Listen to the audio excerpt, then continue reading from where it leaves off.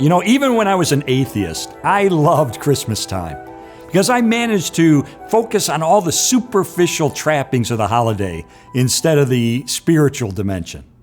I mean, what's not to like about Christmas?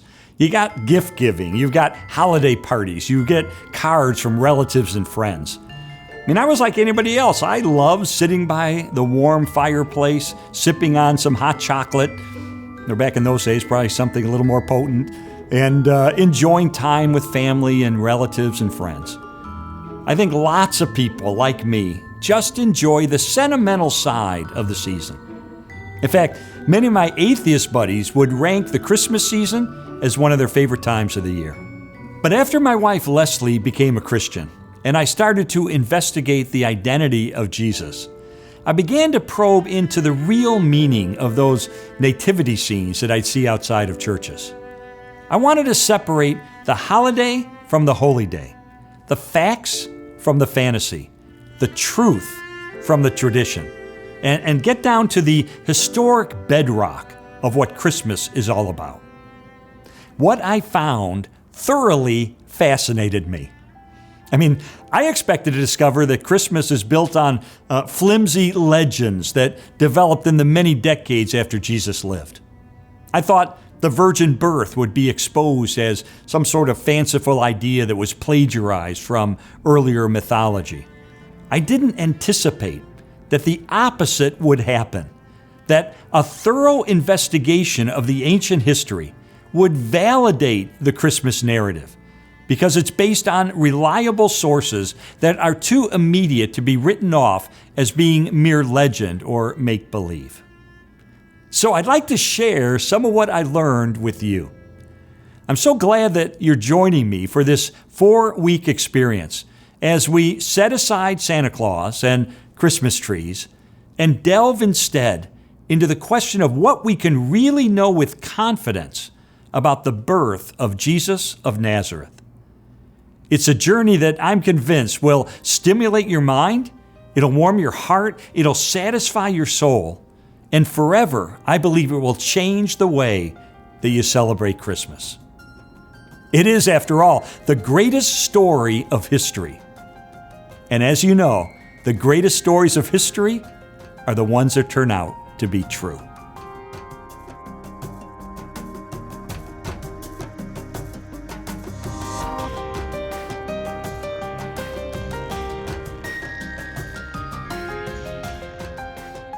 When we investigate Christmas, we not only have to separate the commercial aspects of Christmas from the spiritual roots of the holiday, but we also need to drill down deeply into the historical record to determine exactly what did take place in Bethlehem 2,000 years ago. Because sometimes we find that legends have contaminated the actual account of what really took place. Let me give you an example. Here's the storyline we typically hear at Christmas, even in many of our churches. To comply with a census being conducted by the Roman Emperor Augustus, Joseph and the pregnant Mary set out on a donkey to go to Bethlehem, since Joseph was a descendant from the house of David. The baby starts to arrive as they approach the village, so they urgently are seeking shelter. But the mean old innkeeper tells them there's no vacancy. That is, there's no room for them at the inn. And this forces Mary and Joseph into a nearby stable or cave where Mary gives birth amongst the animals. The child is then wrapped in swaddling clothes and placed in a manger. Sounds familiar, right? And yet, as I investigated Christmas, I found that that's probably not exactly what happened in terms of how Luke describes the real Christmas. First, it would have been unthinkable in the first century for anyone to turn away a pregnant Jewish woman who was seeking shelter. I mean, hospitality was such an extremely high value in those days. In fact, one scholar said, to turn away a descendant of David in the city of David would be an unspeakable shame on the entire village. The person who turned her away would be ostracized from the community.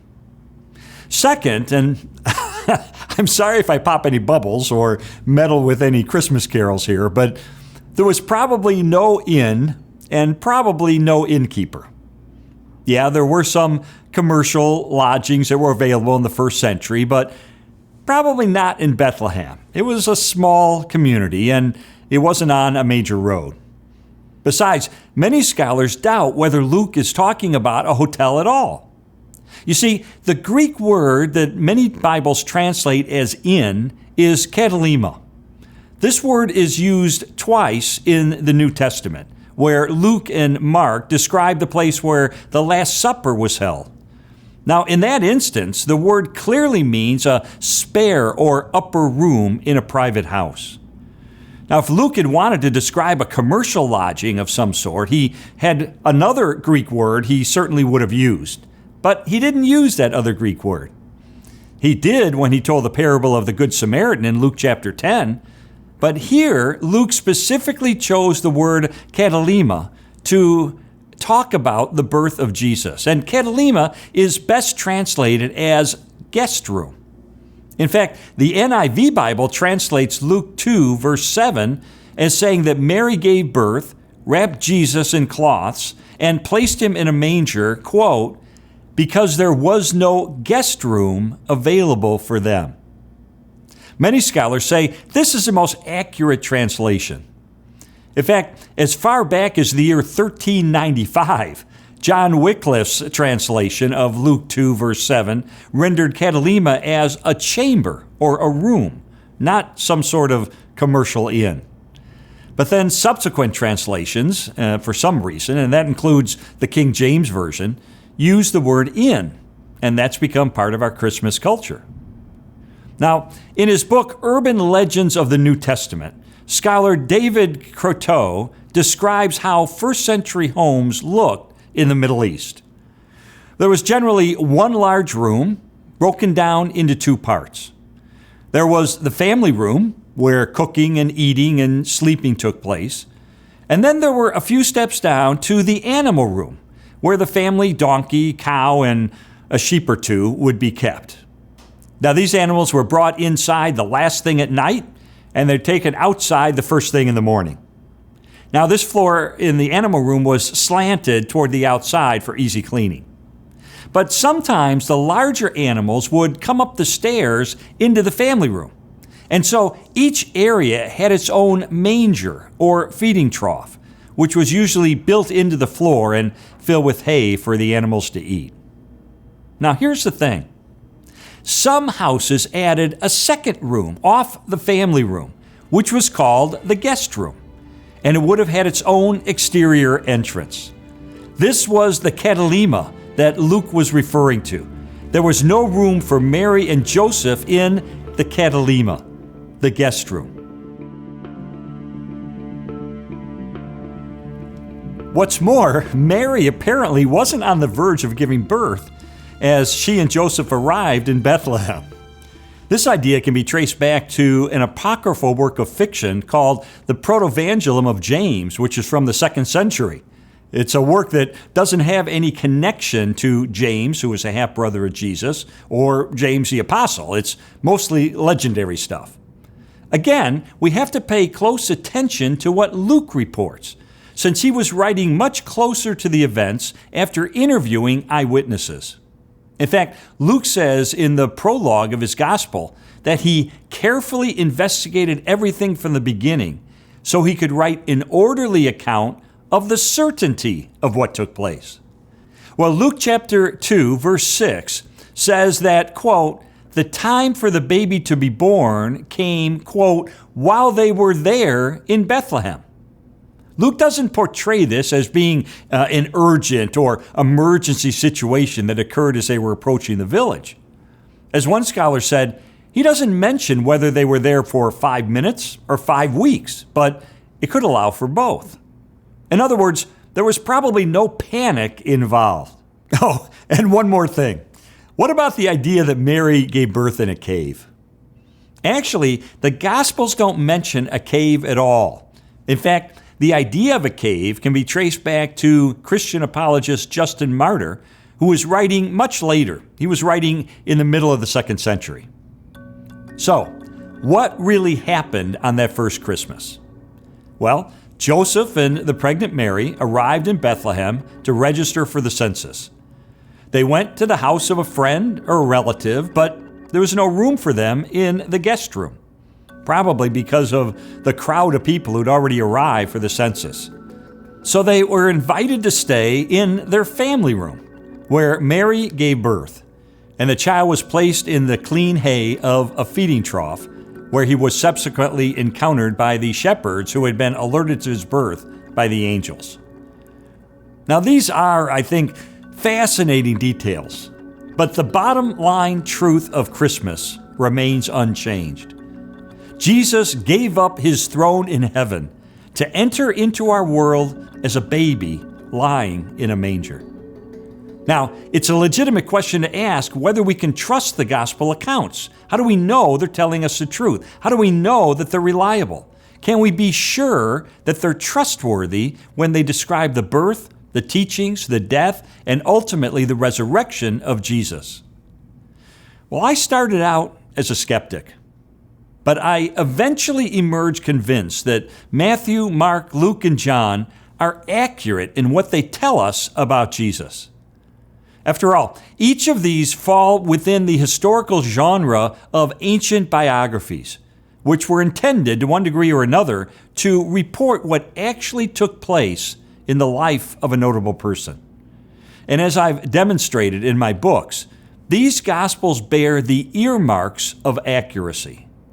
First, they were written a lot closer to the events they describe than some of the critics claim. How do we know? Well, let's consider the Gospel of Luke, which has the most details about the birth of Jesus. Luke was a physician and close companion of the Apostle Paul. Scholars agree that he wrote the book of Acts, which describes the early spread of Christianity. But the book ends unfinished because its central figure, Paul, is under house arrest in Rome. Now, we don't find out from Acts what happens to Paul. And beyond that, Acts doesn't describe several other major events that happened in the AD 60s, like the martyrdom of Peter and James, and the Roman-Greco War, and the destruction of the temple in Jerusalem, which happened in AD 70. So, Acts was apparently written before those events occurred, meaning that we can date it before about AD 62. Now, we know that Acts is the second of a 2-part work written by Luke, the earlier one being the Gospel of Luke. So we can date the Gospel of Luke to around AD 60, or perhaps a little bit earlier. Now, keep in mind that Jesus was killed in AD 30 or 33. So we're talking about a very short time gap. And we know that one of Luke's sources was Mark. So his gospel is even earlier. Now, this dating is especially significant when you consider that one of the greatest historians who ever lived, A.N. Sherwin White of Oxford University, determined that in the ancient world, the passage of 2 generations of time was not even enough for legend to grow up and wipe out a solid core of historical truth. And yet, Luke's gospel was written within the same generation when Jesus lived. A second reason we can trust the Gospels is that archaeology has consistently affirmed the biblical record, to the point where Luke has been described by scholars as a first-rate historian. In fact, sometimes skeptics have believed that Luke was wrong about something, only to have later discoveries prove that, well, Luke was right after all. Let me just give you an example. Luke says that after Jesus' birth in Bethlehem, he grew up in Nazareth, Yet, skeptics claim for years that Nazareth didn't even exist in the first century. They cite the fact that Nazareth isn't mentioned in the Old Testament. It's not mentioned by the Apostle Paul or in the Jewish Talmud. In fact, no historians mention it before the beginning of the 4th century. However, in 2006, the Nazareth Archaeological Project began excavating beneath the Sisters of Nazareth convent. And guess what they found? A house from the era of Jesus. What's more, inside they discovered limestone vessels, which Jews believe could not become impure. Now, what does this suggest? This suggests this was a Jewish home right there in Nazareth from Jesus' era. 3 years later, guess what happened? Another house from Jesus' days was unearthed nearby. Once again, Luke was shown to have been exactly correct. Nazareth did exist in Jesus' day.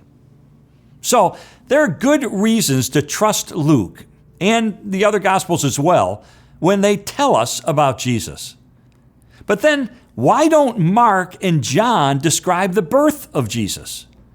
Some skeptics have said that the absence of a birth narrative in those two Gospels, as well as in the writings of the Apostle Paul, undermines the historical record about how Jesus entered the world.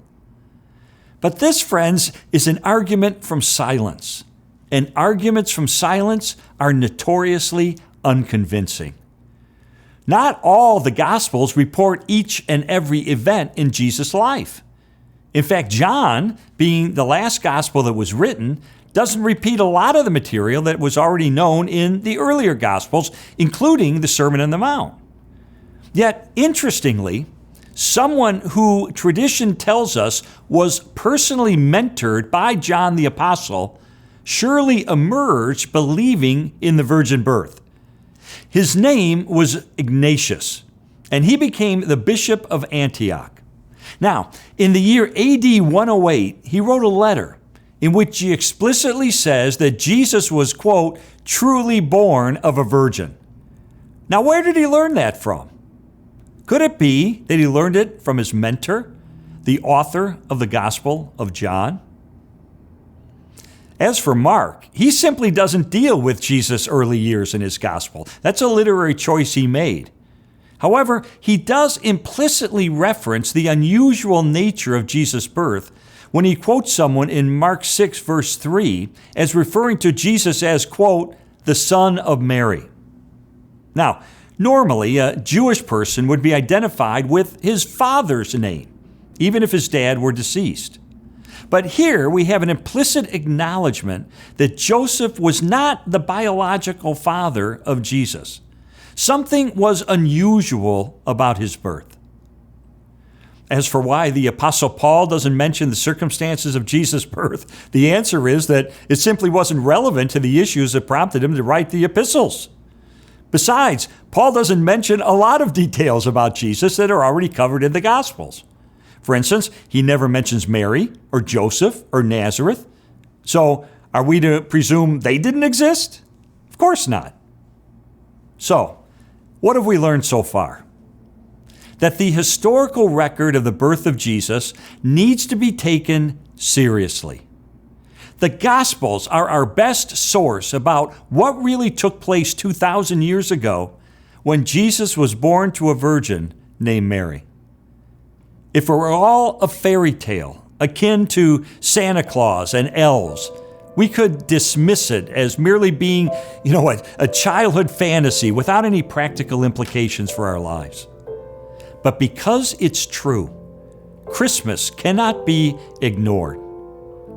In the end, the child in the manger deserves our allegiance, and he deserves our worship.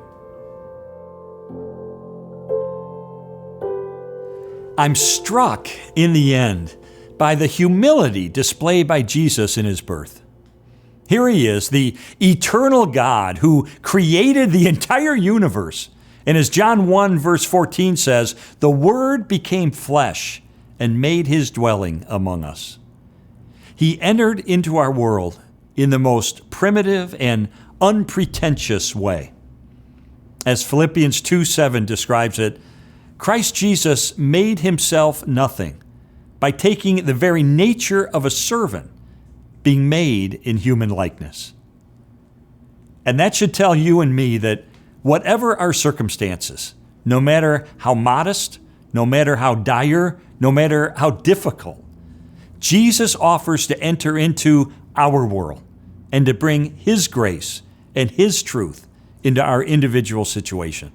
As Christian author Philip Yancey put it, as I read the birth stories about Jesus, I cannot help but conclude that though the world may be tilted toward the rich and powerful, God is tilted toward the underdog. If you haven't invited Jesus into your life, or if you haven't turned over your worries or your problems to him, then I hope that by the end of this study, that you will. Believe me, that would make this the best Christmas of all.